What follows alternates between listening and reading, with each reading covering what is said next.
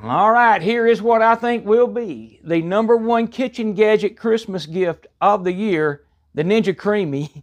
It's an ice cream machine that, well, it does a lot of things. It does sorbets, it does smoothie bowls, it does milkshakes, and it does ice cream.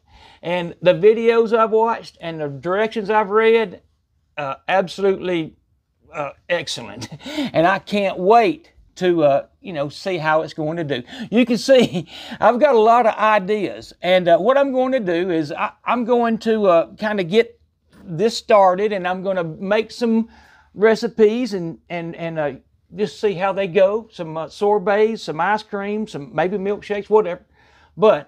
And then I'm going to show them to you, see how they turned out, such as one of my favorite ice cream recipes. Now, I do not know how it's going to go, but it's caramel popcorn, and it's one of our local ice cream shops. It's one of their favorite, or one of their best sellers, and you can hardly, a lot of times you go in there, they don't even have it anymore. Well, I can make it at home now, or I'm fixing to try. But not only that, you see all the other stuff I got. So I'm going to get around there in a minute and show you a little bit of the instructions I'm going to go by and what I'm going to use as my base, and we're going to go from there, and I'm looking forward to it. Okay, so I'm going to kind of make this as short and sweet as possible. And here's what I gave for it, by the way. And that's that book right there that you see, the cookbook. And then these 2 Creami pints and lids. And then there's what I gave for the unit. And to kind of get that out of the way, I paid for it out of my pocket, just so you'll know. Now, this came with it, and I'm not going to stay on this very long at all. Because what I'm going to do is this right here. Here's the quick start guide, and it gives you a basic recipe to use, and it looks good to me. So I'm going to, although I've got one of my favorite recipes, I got a video on it, but I'm going to use theirs because I want everything to be right. And I'm going to use that recipe that you saw right there, and I'm going to fill 2 or 3 of these pint bowls that I have over here. And then I'm going to do mix-ins. And then you can see what all I got. Man, everybody's got some mix-ins now. This is all made for ice cream, or a lot of it is. I've even got fresh pineapple. Don't know if I can do that or not. Here's some other popcorn I got. But this is the main one I want to try. But there's 4 flavors in there. And then here's the stuff I'm going to do with the sorbet stuff. And kind of, I got a lot of ideas. And just kind of get off this right quick, and I'm going to get started with that recipe. I'm not even going to show you. You can watch many videos where people have done that recipe. Now, I got some other things in here I'll tell at the end, like your freezer should be 9, +9 to -7, and a few other things that I'm going to go over at the end. But that's about it for right now. I'm going to get my bowls filled, and the next time, in 24 hours or so, we're going to be putting it in here and adding mix-ins and stuff. So, see y'all then. Okay, I interrupt this video to kind of throttle it back a little bit. There were so many things I was doing. It was going to be a very long video. So what I've decided to do is try and show you what I think is the most important things. And then I've got plenty of footage, and I will release other things that I've done with it. And everything, I'm going to say everything has been excellent. It's been the hit of my family. Everybody has wanted ice cream, sorbets, or something like that. But what I want to stick to on this particular video is what my favorite is, the kettle corn or the caramel popcorn ice cream, which is excellent. But I bought the unit along with 2 other pints. It comes with 3. I bought 2 more, which led me to have 5. I bought 2 more at Target. So I've got 6 pints, or I actually got 7. But I went 6 times the recipe, obviously, and it came up with a way to use 1 quart of heavy whipping cream, because that's usually the way I buy it, is 1 quart. That's how I find it, 1 quart at a time of heavy whipping cream. And milk you can buy in a lot of different ways. So I altered it just a little, but not enough to tell. In fact, I've already done it several times and it works great.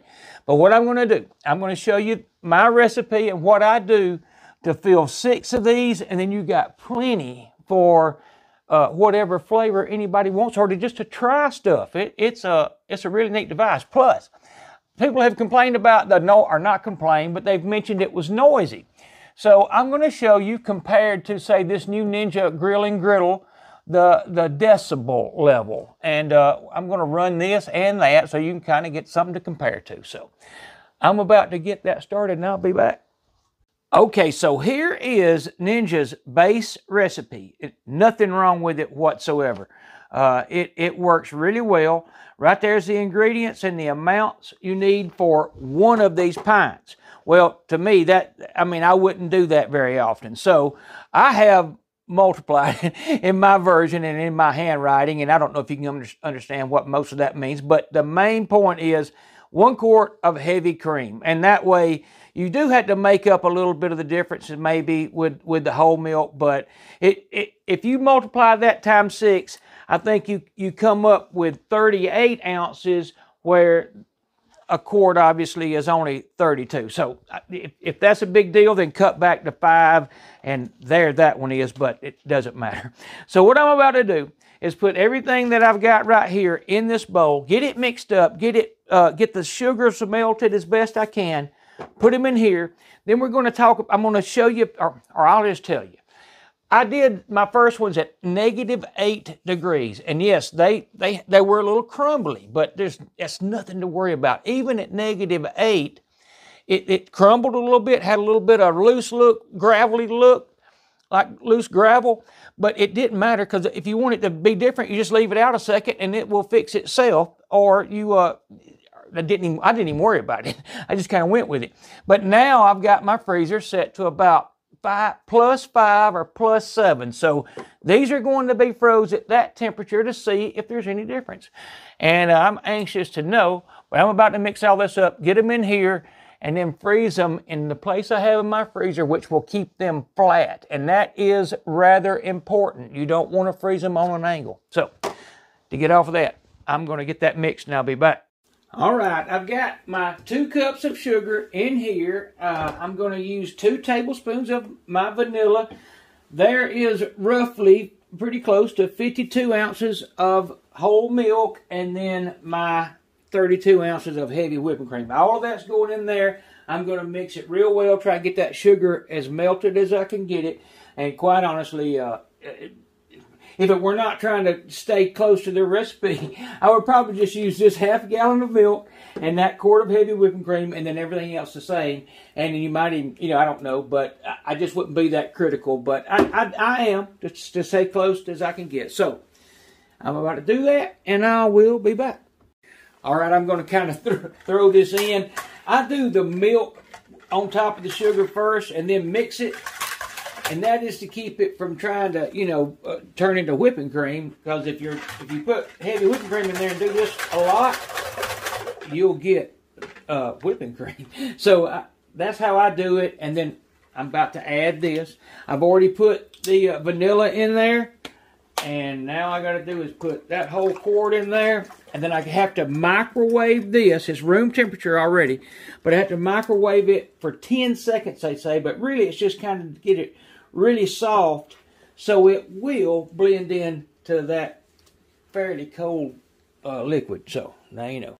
Okay, I'll let you see it right quick, because it's always a little bit confusing. But I probably did 20 seconds on that, because it's a little more than what what was called for. And there's how it looks, and that's how I'm using it now. You might go further or less, but I think that will be fine. It gets hot in a hurry, I can say that.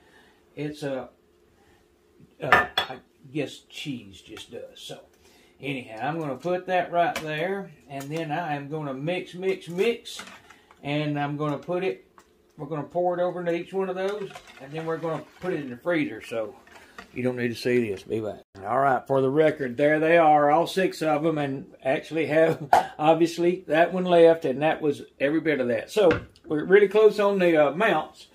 All I got to do is put the lids on them, and we're going to open the freezer and set them in and wait 24 hours. Okay, so right quick, and for the record, there's where I have my freezer set, and here, and this hasn't been opened all day. Let's see what we got. We have right about, I think that's 8 degrees. We'll pick it up and look just to make sure. Yeah, about 8 degrees. So we're on the upper limit I'm going to move this. Now, I don't think they'll all fit right there. So I'm going to do a little finagling and get a little more room. But my gist is 8 degrees is what this thing's set at. So be back. Okay, they have been in there for about 20 hours. I'm going to call one of them a little short and see if we have any problems with it. Well, you can see we're still right at the 8-degree mark, you know, close enough. So I'm going to get my act together in there and get ready. But you can see I froze them all. Like I said, I set them up. Now, I could have got them all in here, but I ain't going into that. I got them spread out, so I think they'll be okay with the 20-hour mark. Let's do it. All right, here it is. One of them, at, like I said, right around 20 hours, maybe a little more. I'll let you see what it looks like. And as I said, the ones that were like 9 degrees, or I'm sorry, -8 degrees, a little bit of like loose pea gravel is what you got with it. But again, it really didn't matter. I'm going to see what this one is, and you can too. 6 degrees, there goes 5. So, I mean, you know, give or take what my thermometer in my refrigerator says, but we're right at 6 degrees positive, not negative. So a big difference than what I did before, and I may try and throw in the other video. It's not a big deal. It just looks a little crumbly, as they say, but to me, I just more describe it as like really small pea gravel. But anyhow, we're going to turn it on. I've got it in. The blade, by the way, is already in there. You have to have that in there, obviously. If you're not, these buttons won't light up. But here we go. And by the way, there's the decibel meter, and you can see what my voice is doing about how I just hit 65. I'm kind of loud. So you can see what this machine does during the whole thing. I may fast forward it, but I'll try and show you the upper part. Here we go, starting it.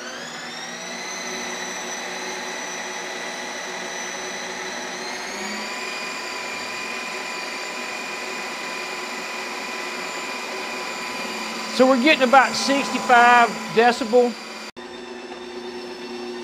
Okay, I did notice you can't really see that for the reflection. And I don't know if I'm going to get it before it cuts all the way off, but I'm going to move it where you can see it.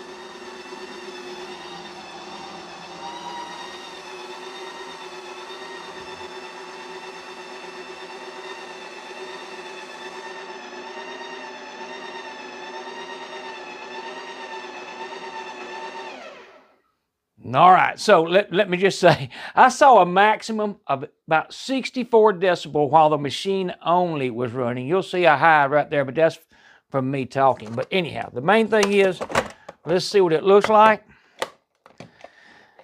And it's still a little pea gravel looking to me, but I mean, I'll say it 100 times, it just doesn't matter. But you can see right there. Now, if you watch, you see what I mean by the pea gravel?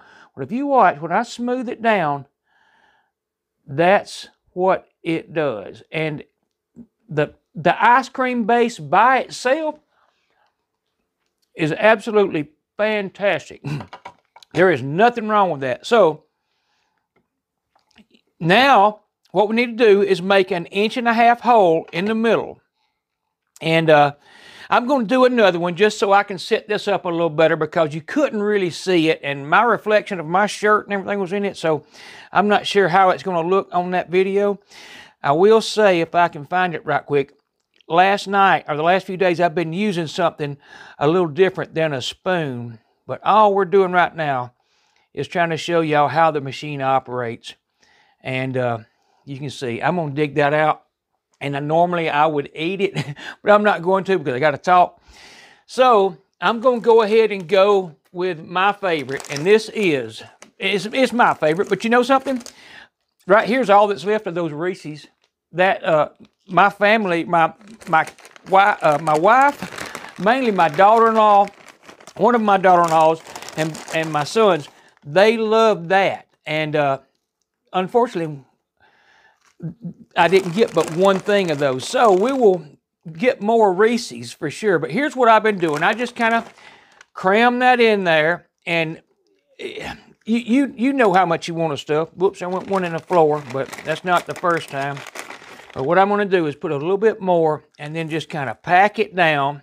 maybe right there may be my limit. And that's just what I do. I mean, this is all the part you're going to have to, you know, do on your own. There's no way somebody can kind of show you. And you saw how many things I had sitting out there. There's 1,000 things you can put in here. There's no way. I mean, if you come up with a real good one, I'd love to hear in the comments what you found that worked good. But to me, this popcorn is excellent. But again, to my family, they've liked the Reese's Pieces. It's kind of like Dairy Queen Blizzard. That's what it is. So we're going to do mix in. And I'll let you see that if you can. And I'm going to be quiet a minute and let you see the top number.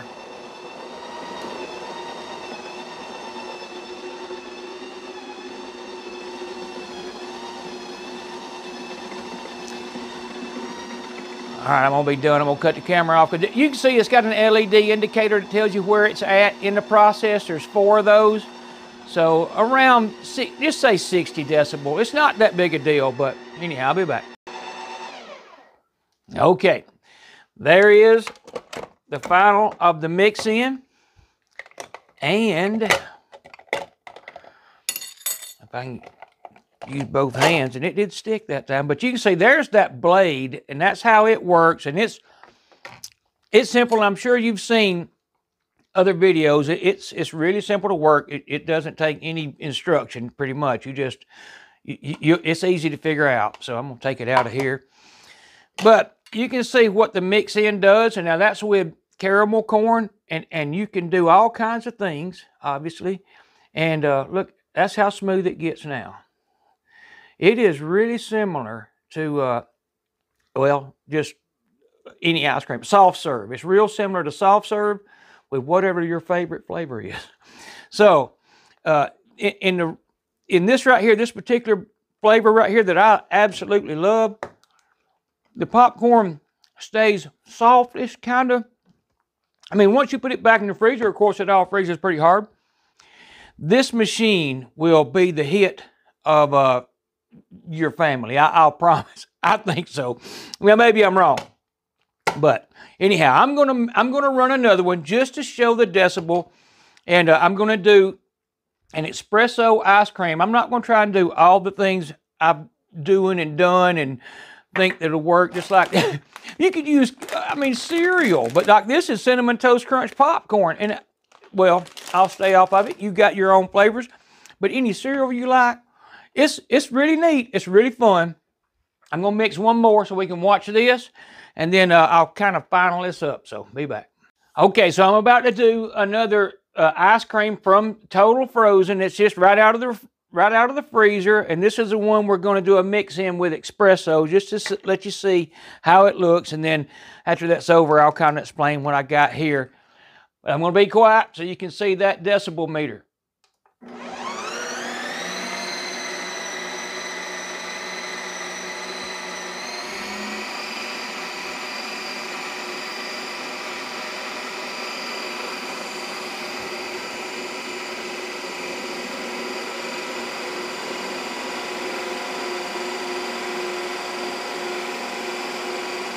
Okay, so no need to go any further. That's about as loud as it gets. And you just saw my voice hit 72. But it's, you know, it's not quiet. You might want to be respectful if people are in the bed and you're making ice cream at 1 in the morning, which I do every once in a while. But I'm about to get this ready and show you what I do to it, and just give you an idea of what that is. But I'll be back. All right, there it is. And it's as simple to operate as, again, there's plenty of videos on this thing, but you just turn it, release it, and then press this button and push the lid like that, and then get that to release, and there you go. And then you can do a respin if you want it, and I'll show you this, because this is different than my -8 degrees was way more crumblier. So I think I'll leave my freezer where I have it, but you can see that is a little bit of, maybe a little crumbly, maybe you'd call it that, but not really. But I may respin this one just so you can see what I mean by it. As a matter of, but you can see, as a matter of fact, I'm going to respin it.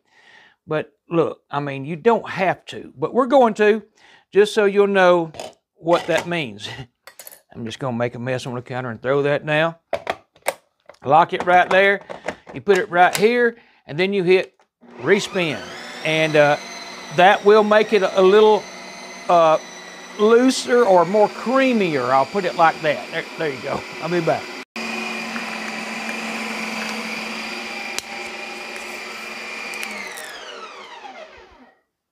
All right. We are about to open this one up and see what it looks like to begin with. And that's stuck a little bit, but here's with one respin, and you can see it looks as good as you might expect. Again, it's like soft serve. It just is. Now, you know, it's a little firmer. And again, I like this temperature a lot better than the -8. And I may have already said that 4 or 5 times, but I do. You can see why. I mean, it's pretty close to that on the first spin.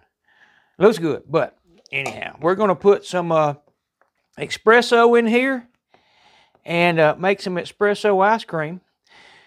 And I haven't done that yet, so I'm anxious to see how it does, and I'm kind of guessing at amounts. But I'm thinking a tablespoon, maybe a tablespoon and a half. So I'll take this half a tablespoon, and I'll do one.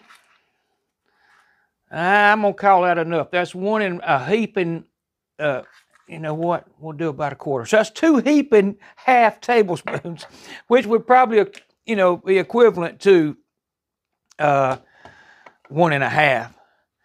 And I'm just anxious to see how it does, because I love espresso, or I love coffee ice cream. So we're going to do that. We're going to do mix in on it and see what happens. And I will be back. All right, let's see what we got. And I did taste that espresso, that instant espresso. It is rather strong, but we'll take it out here to start with this time. That looks good, does it not? I mean, if you like coffee ice cream, I mean, you may have to adjust the amounts, but that's it. There is nothing wrong with that. That is excellent. Now, it might keep you up at night, but, and one thing I'll say right quick, is before you refreeze any, you want to smooth down the top. You don't want anything uneven for that blade or that impeller to come in contact with when it's really hard. In fact, they say it will damage the machine. So, we're almost done with this. I just wanted to say this right here. That is the tropical fruit. If you saw it in my video, in the opening of the video, there's a big gallon can of Sam's tropical fruit. And I like it. I'll put it like that. I mean, I may try some different things with mango and all, but this has papaya and some other things. And it was $6 for that whole gallon. But what I've been doing is using this, I don't really know what you call it. It's made by Wilton. It's made by Wilton. I got it at Kroger. That's where I bought this at. And I even used this for a while in the beginning to make an opening, but ice cream gets in that hole, so it kind of wasn't working. But I just kind of chop it up. But here's where I'm getting on my, and that's to make a sorbet or something. Well, you've probably heard of this right here. I don't even know how to pronounce it. I think it's Tajin or Tajin, whatever. But I used to put it on mangoes and stuff. Well, now they make it in a liquid. Well, it works 100% on this right here. I love it. And I've been putting about a tablespoon. And then mix that up. Of course, freeze it. You always have to freeze everything first. But just mix that up. And I think it makes a really, really good sorbet. So I hope you got something from this video. And I'm going to chop that up a little better. And I also was going to use my stick blender. I've got a stick blender you could run in there, and I don't see any reason it would hurt it. I don't know it wouldn't because I haven't done it. But with some things, I think you could run a stick blender in there. If nothing else, run it in another container and then pour it in there. But I'll know more later. And like I said, I'll have other videos. And I think Baby Doll, my wife, is even going to get involved with this because she's loved it too. And hopefully we'll have some good recipes for the smoothie bowls and all that stuff. So y'all come back to see us. Again, if you ask me, the Kitchen Gadget Christmas Gift of the Year is right there. It's everybody that's had anything to do with it has loved it here. Love y'all all. Come back to see me, and bye-bye. Okay, so I almost forgot to do the decibel comparison to the Ninja Foodi grill and griddle, and I'm about to do that. I've got it set to air crisp, and it takes a minute to get there, but here we go.